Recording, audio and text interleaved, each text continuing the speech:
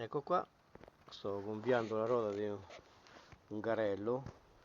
Adesso diciamo sta 1,3, diciamo un pochino bassa. Io adesso la porto alla mia, diciamo, pressione che desiderata, perché l'avevo già preimpostata.